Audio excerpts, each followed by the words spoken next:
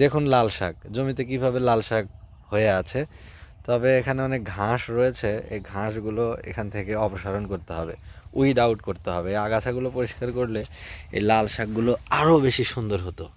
এবং লাল শাকে এই যে দেখুন পোকার আক্রমণও হয়, এই যে পোকা এসে ধরে কিন্তু লাল শাকগুলো খেয়ে ফেলছে। নিয়মিত এটার পরিচর্যা করতে হয়, এই যে এবং মাটি সবসময় ভেজা রাখতে হয়। ভেজা মাটিতে লাল শাক ভালো হয়, সতেজ হয়। এবং এই লাল শাকগুলো এখনও কচি আছে, এখন এগুলো স্বাদ বেশি, এখন এখন এগুলো মানে খেতে বেশি ভালো লাগবে। সাধারণত 21 দিন থেকে 30 দিন এর মাঝে লাল শাক মানে খাওয়াটা উত্তম। মানে এই সময় শাকটা কচি থাকে বা জ্বালা থাকে, এই সময় শাকটা বেশি সুস্বাদু থাকে। আবার বেশি ম্যাচিউরড হয়ে গেলে তখন ঠিকমতো সিদ্ধ হতে চায় না এবং ততটা ভালো লাগে না। তো এখন এটা খুব সুন্দর পরিস্থিতিতে আছে, সুন্দর একটা অবস্থায় আছে। তবে এই যে ঘাস আছে, এই ঘাস সব রস খেয়ে ফেলছে।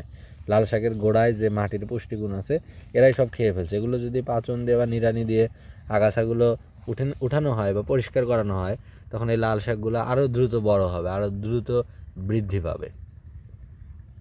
আর লাল শাক অনেকেরই পছন্দ। তবে জমিতে থাকা লাল শাক অনেকেই বোধহয় দেখেছেন বা অনেকেই দেখেছেন অনেক আগে, সেভাবে দেখার সুযোগ হয় না। তো দেখুন একটি ফসলের মাঠ থেকে আপনাদেরকে লাল শাকের একটি ছোট্ট অল্প একটু জায়গায়, শুধু নিজেদের খাওয়ার জন্য সামান্য একটু জায়গায় 8-10 হাত জায়গায় লাল শাক বোনা হয়েছে। কত সুন্দরভাবে লাল শাক এখানে হয়েছে।